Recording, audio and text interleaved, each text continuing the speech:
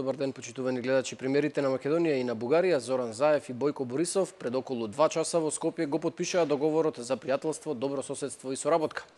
И двајцата премиери уверуваат дека станува збор за историски договор од кој корист ќе имаат и двете земји, а и целиот регион. За посетата на Борисов и потпишувањето на овој долгоочекуван договор, во овие вести ќе разговараме со Христо Ивановски, долгогодишен новинар, специјализиран за надворешна политика, кој од денеска е дел од тимот на телевизија Нова. Христо, добре дојде во телевизија Нова. Да, се надевам на плодна и успешна соработка.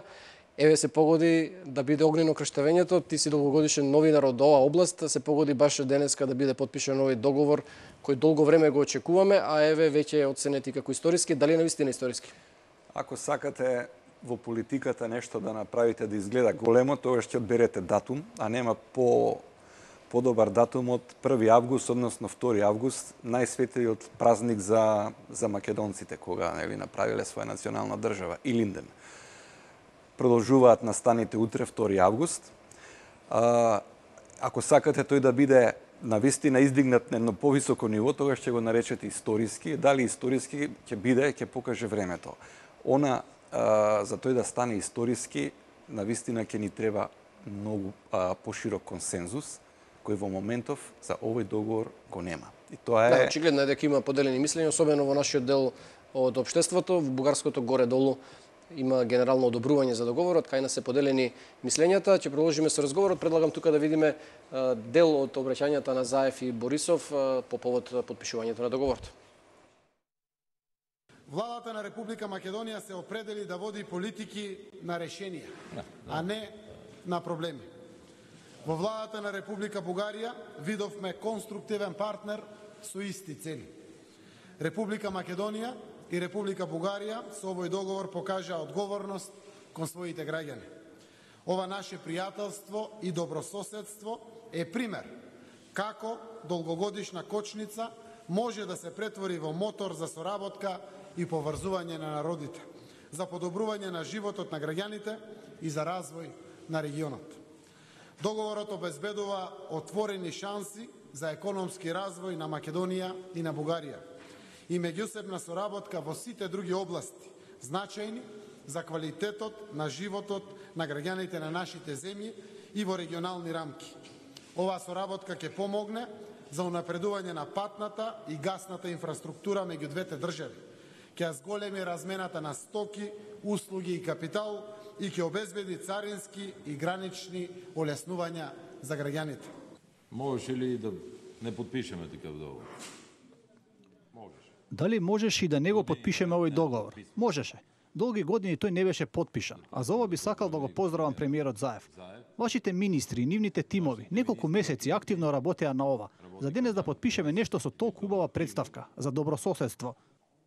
Двата меморандума се исклучително важни и за нас и за вас, зашто транспортниот коридор 8 е врската која го присоединува целиот Балкан. Сега ќе ја видите и европската реакција на ова. По потпишувањето на овој договор, таа ќе биде позитивна, зашто не знам дали е за прв пат, но меѓу две држави, без никакви посредници, без никој да ни дава упатства, сме стигнале до заклучокот дека мирот, пријателството и добрососедството е поважно од се останато.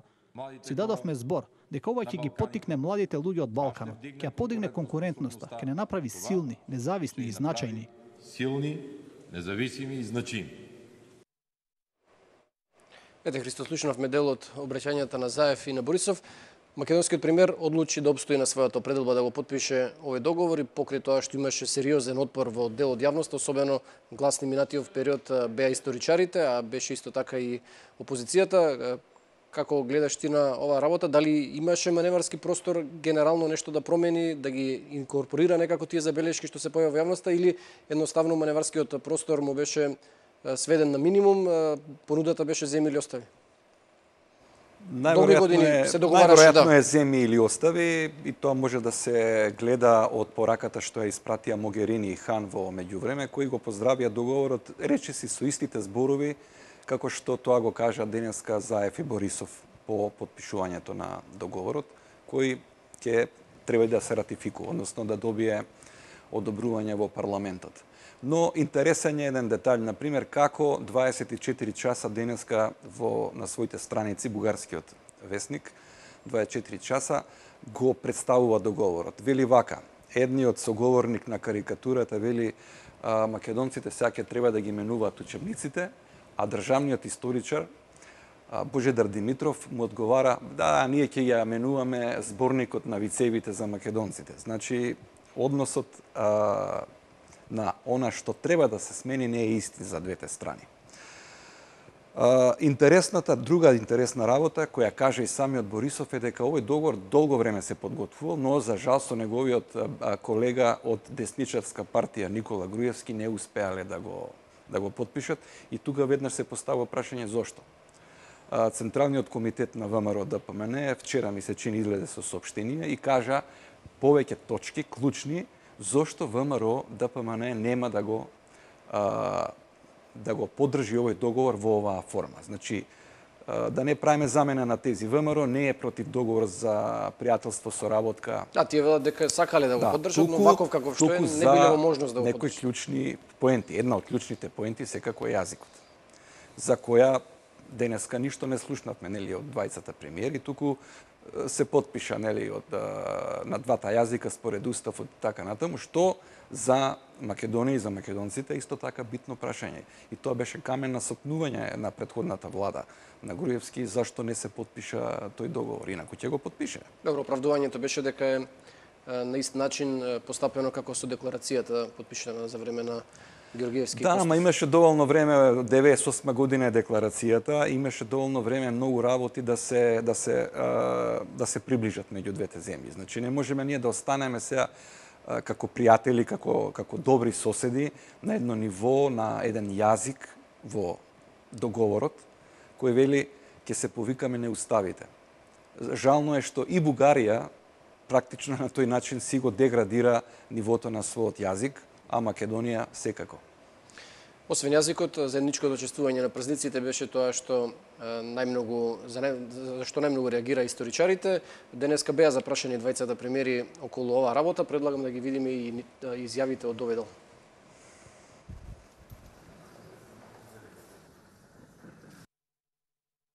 Јас знам дека мојот другар и колега Бојко Борисов се со искрена намера да помогне на Република Македонија во процесот на евроатлантските интеграции, заради тоа што, како што рековме, и за нас нема алтернатива освен Европската унија и НАТО.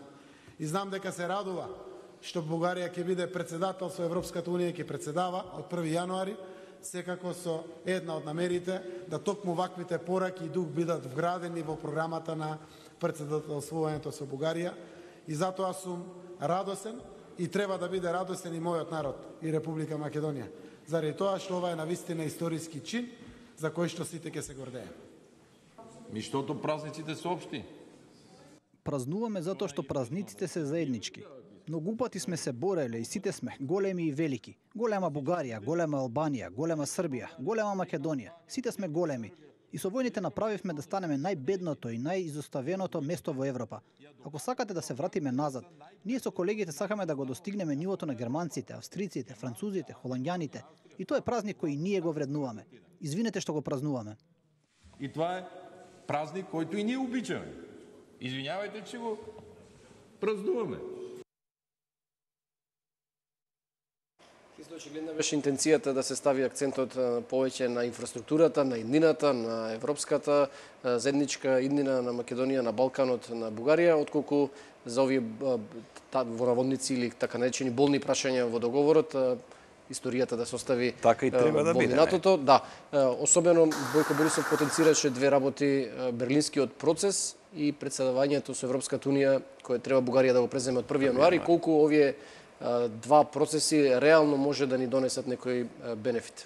Па некои процеси не зависат од Бугарија. Берлинскиот процес секако не е, тоа е иницијатива на... Бојко вели дека тој излобирал во голема мера да добиеме одредени сума. Он е во позиција веројатно да лобира, меѓутоа тука се испреплетуваат и други инфраструктурни проекти, да не забораваме патот на свилата на Кина, тоа е исто така огромни проекти, милиарди се во игра и така натаму. Било како било, што е клучно? Бојко Борисов каже една реченица, дека народите, тоа е веројатно народна поговорка, гледајќи назад можеш да паднеш, затоа ние гледаме напред. Но во договорот сепак се гледа назад, значи се враќа Бугарија во своето историско минато, сака да наметне своја историја и ако очигледно тоа и успева и сега ние треба од таа перспектива да ја градиме нашата иднина. Што не е коректно. Значи тоа е пропустот, еден од пропустите во тој договор. Ние мораше за тоа да застанеме многу потврсто. Затоа што да не забораваме Илинденското востание или претходно Разловечкото, Крсненското се случуваат на просторот на етничка Македонија. И тоа останува како историски факт. Мапата на Македонија е таа. И, значи, ние треба тоа да го истакнеме како наш аргумент. А во овој договор не е. Секако, инфраструктурата е клучно прашање, особено за Балканов и ние како соседи Македонија и Бугарија, срамота е да не сме поврзани, да бидеме европското слепо црево. А да не зборуваме за економската соработка, која е навистина под нивото на два соседа. Христо, го спомена ти ставот на Централниот комитет на ВМРО ДПМН е, таму има една одредба, еден дел во кој вели дека нема да биде изненадување доколку овој договор биде преиспитан некогаш во иднина. На крајот од договорот има одредби кои предвидуваат еднострано прекинување и да се извести само страната дека се повлекува другата страна од овој договор. Колку е тоа можно, откако договорот веројатно ќе биде ратификуван во собранието, со оглед дека Заев има мнозинство во парламентот. Дали е тоа реална опција потоа и какви консеквенции би имало тоа? Добро, тоа е една клаузула во меѓународните договори и во ред, значи можеме да се повлечеме, може и Бугарија да се повлече во иднина, но тоа сега во моментов не е битно. Битна е атмосферата. Значи ние денеска гледаме во Скопје една атмосфера на триумфализам внатре во владата, една пустелија пред владата, значи блокирана влада, нема народ, нема ништо. Да не зборуваме за преквчерашните апсења кога имаше конвој на НАТО војници и така натаму, значи се создава една атмосфера на мора да помине нешто. Значи, еден од тие поминувања е овој договор. Но, најголемата политичка партија, ВМРО ДПМН вели не, и тоа му дава лош,